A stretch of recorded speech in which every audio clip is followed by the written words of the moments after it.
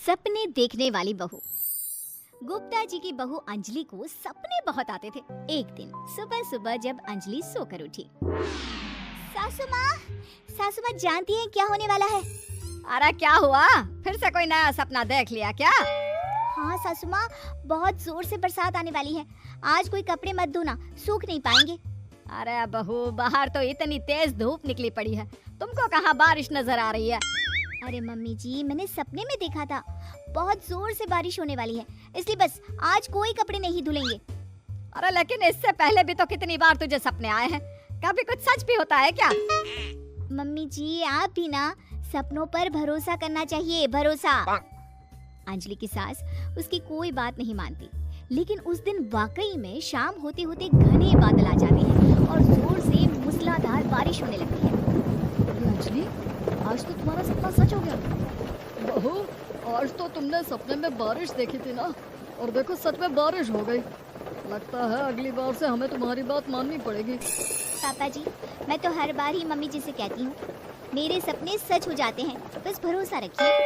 कुछ दिनों के बाद, अजी सुनते हैं, मुझे ना सपना आया था और सपने में मैंने देखा कि आपकी पूरी 1 करोड़ की लॉटरी लगी है। अरे कभी कभी सपना सच होना सही बात है, लेकिन हमेशा ऐसा नहीं होता अंजलि। और वैसे भी लॉटरी लगने ही वाली है तो अच्छी बात है ना। मैं तो कहती हूँ, हम वो बड़ा सा घर खरीदने वाले थे ना, आज ही चलकर उसको फाइनल कराते हैं। अरे वाह वाह, हाथ में पैसा नहीं और बड़ा घर खरीदना है। अरे मम्मी जी, बताया ना आपको, मुझे सपना आया था कि हमें 1 करोड़ की लॉटरी लगने वाली है।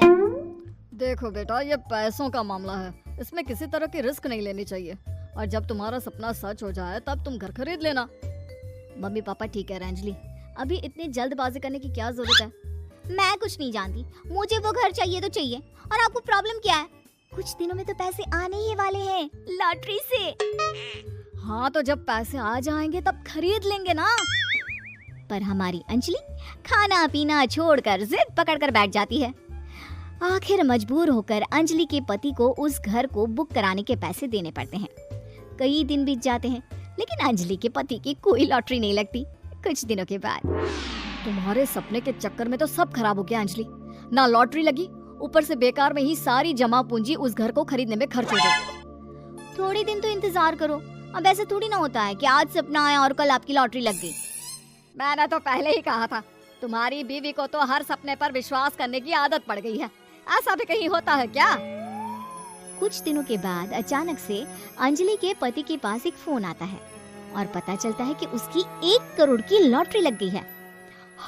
अरे वाह अंजलि, ये तो कमाल हो गया, मेरे तो सच में लॉटरी लगी। अरे भगवान भला करे तुम्हारा। हाँ हाँ बहू, अब तो तुम जो कहोगी हम वो सब बात मानेंगे। तुम्हारे सपने का मतलब तो पूरा का पूरा सच होता है।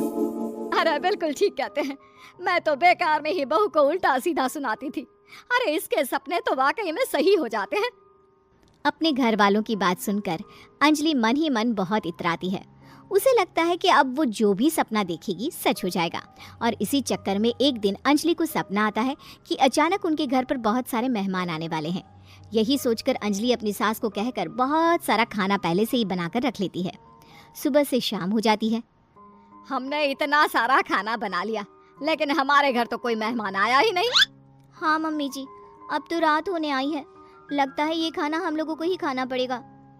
गुप्ता जी का परिवार पूरे 2 दिन तक उस खाने को खाकर खत्म करता है, लेकिन अंजलि की अपने सपनों पर भरोसा करने की आदत इतनी जल्दी छूटने वाली कहाँ थी। एक दिन अंजलि की सास अपने किसी रिश्तेदार के घर जाने के लिए कहती है, अरे अंजलि बहू, मैं जरा 2 दिन के लिए बुआ जी के घर जा रही हूँ। देखो तुम पीछे से घर को अच्छी तरह संभाल लेना। हाँ ठीक है मम्मी जी, आप चिंता मत करिए, मैं सब कुछ अच्छे से संभाल लूंगी। बहू, वैसे तो तुम सब कुछ बहुत अच्छे से ही करती हो, लेकिन देखो ये जरा ना सपनों पर भरोसा थोड़ा कम किया करो बेटा। क्या मम्मी जी, मेरे इतने सारे सपने तो सच हो जाते हैं, उसके बाद भी आपको शक ही रहता है हमेशा। अरे बेटा, कभी कभार की बात अलग है, लेकिन हमेशा इन बातों पर भरोसा करना बहुत बड़ा नुकसान भी करवा सकता है। तुम्हें इस बात को समझना चाहिए। ठीक है मम्मी जी, समझ गई, अब आप आराम से जाइए, मैं सब कुछ बहुत अच्छे से कर लूंगी। अंजलि की सास बुआ जी के घर चली जाती है। उसके जाने के बाद अंजलि एक दिन सुबह सोकर उठती है और जोर जोर से रोने लगती है। अरे क्या हुआ अंजलि, तुम रो क्यों रही हो? बहू सब ठीक तो है ना? क्या कोई बुरा सपना देखा? अरे पापा जी क्या बताओ, मम्मी जी नहीं रही, वो हम सबको छोड़कर चली गई।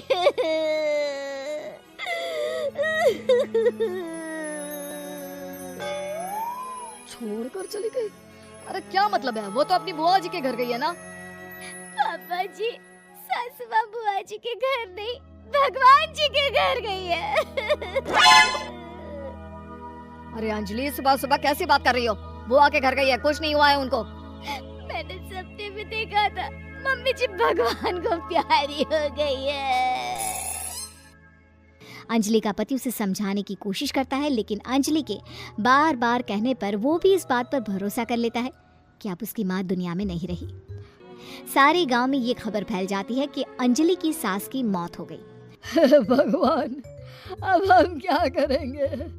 तुम्हारे सर से माँ का साया उठ गया। मैं तो कहती हूँ पापा जी, इनको बुआ जी के घर जाकर मम्मी जी की डेड बॉडी को ले आना चाहिए, तब तक हम उनकी अंतिम यात्रा की तैयारी करते हैं। अंजलि का पति अंजलि की बात सुनकर बुआ जी के घर के लिए रवाना हो जाता है। उधर अंजलि अपनी सास के अंतिम संस्कार की सारी तैयारियां कर लेती है। मोहल्ले के सारे लोग वहां पर आकर इकट्ठा हो जाते हैं। बहुत बुरा हुआ, मेरी सास मुझे बहुत प्यार करती थी, बुआ जी के घर गई थी। अरे हमको क्या पता था कि भगवान जी के घर जा रही है। अंजलि ने अपनी सास की तस्वीर पर हार पहनाकर घर के बीचों बीच रख दिया। सब लोग आकर गुप्ता परिवार को सांत्वना दे रहे थे। थोड़ी देर बाद अंजलि का पति घर आता है और साथ में अपनी माँ को भी ले आता है। अरे बहू, मेरी तस्वीर पर हार क्यों चढ़ा रखा है? सब लोग अंजलि की सास को देखकर डर जाते हैं। अरे आप लोगों को डरने की कोई जरूरत नहीं है, मेरी माँ जिंदा है। ये तो मेरी बीवी के सपने के चक्कर में हम लोगों ने अपनी माँ को मरा हुआ समझ लिया। बहू, सपने देखना ठीक है, पर अपनी जिंदा सास का अंतिम संस्कार करना बहुत बड़ी गलती। उसके बाद अंजलि की अपने सपनों पर आंख मूंद कर भरोसा करने की आदत हमेशा के लिए सुधर जाती है।